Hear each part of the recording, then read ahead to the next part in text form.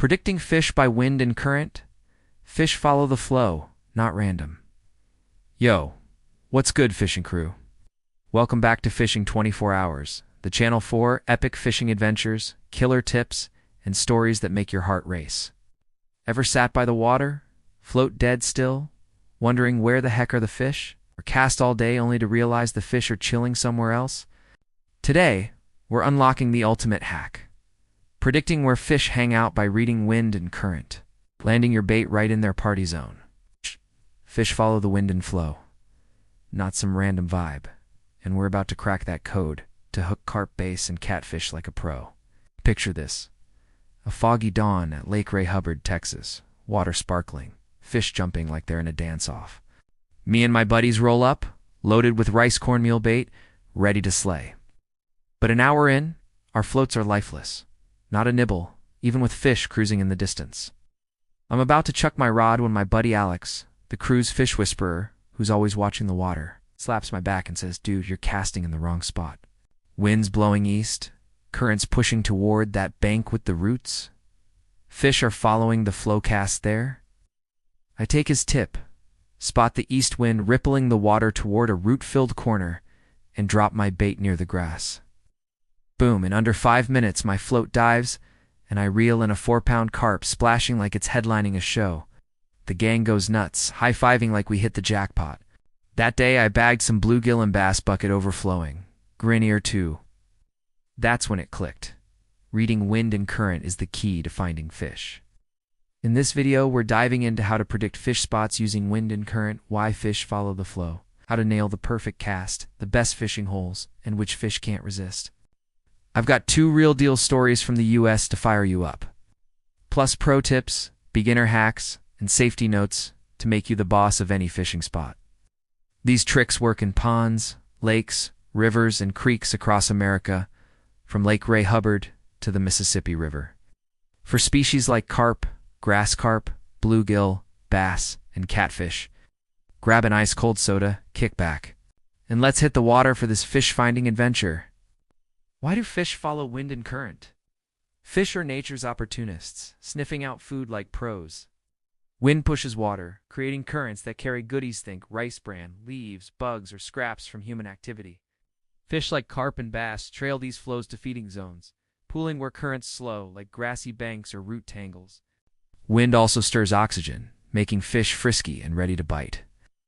Nailing the wind and current lets you drop bait right in their buffet line, boosting your odds of a trophy catch. I've tested this on countless trips, and it's pure gold for hitting the fish jackpot. Spotting the right zone starts with observation. Check the wind. East, west, north, south. Where is it pushing the water? Toss grass or watch ripples to confirm. Then find the current. Water flows fast in open channels, slowing near grass, roots, or quiet bends. Drop bait where currents ease, like grassy edges or submerged roots 4 to 8 inches from the bottom for carp or bass. Use a 1/16 to 1/8 ounce sinker. Set your float 5 to 10 centimeters from the hook. Carp nibble lightly, so wait for a full float dip or steady pull. Then set the hook gently. Use a 6 to 8 pound test line for big fighters. At Ray Hubbard, east winds push currents to west banks with roots prime carp territory. The key is sharp observation. Toss grass or bait scraps to see where they drift, pinpointing slow current zones. Bubbles, floating leaves, or fish shadows scream feeding spot. If wind's strong, cast near shore where water calms. If your float twitches lightly, wait for a full dip to set the hook firm. Use rice cornmeal bait, worms, or shrimp, swapping every 15 to 20 minutes to keep it fresh. Mix in sour yogurt or molasses for extra scent, especially when winds are light. Prime fishing spots depend on wind and flow. In calm lakes like Ray Hubbard, hit grassy banks or root zones where currents slow. In rivers like the Mississippi, target bends where water swirls gently or reed-lined shores. Use a 1/16 to 1/8 ounce sinker to hold bait steady. If no bubbles or fish show, shift to a shadier spot. Test your float a few times to hit the right depth. Bottom for carp, midwater at 0.5 to 1 meter for white amur. Check wind every 30 minutes, as shifts can move fish to new zones. Fish that vibe with this trick are carp, grass carp, white amur, bluegill, bass, and catfish. Carp and bass chase bottom bait in slow currents, 4 to 8 inches deep. White Amur hit mid-water bait, 0.5 to 1 meter, loving fresh scents. Bluegill and catfish go for lively worms and calm flows. If your float jerks hard, set the hook quick but gentle with a 4 to 6 pound test line. Reading wind and current lands your bait right in their feeding path, catching even the lightest nibbles. Timing's everything.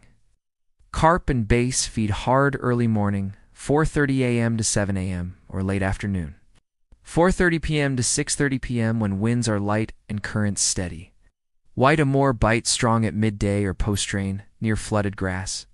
Cloudy days after rain, or breezes at 2 to 5 meters per second, our perfect fish drop their guard and chomp.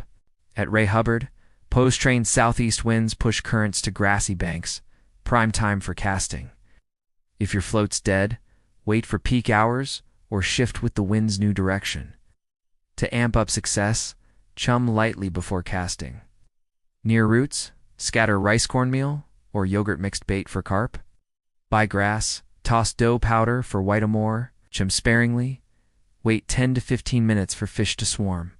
Watch for bubbles or fish, then cast fresh bait. This makes your spot a fish magnet, upping trophy odds. If no bites in 15 to 20 minutes, move with the current or add molasses to the bait. When wind shifts, follow the new flow to find fish. Here's another story to get you pumped. One sunny noon on the Mississippi River, my crew and I set up for a chill fishing sesh. My buddies cast randomly, ignoring the wind, floats dead as a doornail. I watched northwest winds push the current toward a reed-lined bend, dropped fresh worm bait there. In 15 minutes flat, my float dove, and I reeled in a 3-pound catfish, thrashing like a rock star. The gang went wild. Wind and current are the real MVPs. That day I hooked some bass, bucket heavy, an adventure for the books. To predict fish like a pro, prep smart. Bring mixed bait, rice cornmeal, worms, shrimp, dough. Store in a sealed, cool container to avoid spoilage. Use size 4 to 6 hooks, strong 6 to 8 pound line, sensitive float, and check for where to avoid breaks. Watch wind, ripples, bubbles, fish to pick spots. Cast at the right depth, bottom for carp, mid-water for white Amur. If no bites in 15 to 20 minutes, shift with the current or swap fresher bait. In calm lakes, cast near grass or roots, 4 to 8 inches from the bottom. In rivers, hit slow current bends. In muddy ponds, drop to the bottom with a 1/16 to 1/8 ounce sinker. Post-train, light winds are prime for spotting fish zones. Keep experimenting. If no action after 15 to 20 minutes, move or mix in yogurt. Avoid casting in fast currents, bait drifts away. Fish miss it. Safety's non-negotiable. Avoid slippery banks, especially post-train at Ray Hubbard, to prevent falls, or on the Mississippi, wear a life jacket near currents. Keep noise low, avoid shadows on the water, bluegill, and white Amur, spook easy. Set a light behind you at night to avoid tripping, wrap soft bait tight to avoid mess. A little caution keeps the vibe chill and safe. New to fishing? Reading wind and current is a game changer. Try a lake with rice bait, dropping to the bottom with the current for carp. Or fish white Amur in a river mid-water at 0.5 to 1 meter, following wind direction. Note which winds and spots work like base post-train. Don't sweat a still float, shift with the flow, or watch wind closer. This builds observation and patience, setting you up for big catches. To level up master wind and current reading, twitch for mid-water fish, or mix yogurt for scent. Hit ponds, lakes, or rivers, picking spots by water signs. Use fresh rice, fragrant cornmeal, lively worms. In crowded spots, find a quiet corner to keep fish calm. These details make you a fishing rock star, even with simple bait. Predicting fish by wind and current is a secret fuse spill. Hit the right spot at the right time and fish can't escape. 3 words: wind, flow, precision. Every cast in the flow, fish swarming, floats diving, feels like an epic quest. When the float dips, heart pounding, rod gripped tight, that's a moment only anglers get.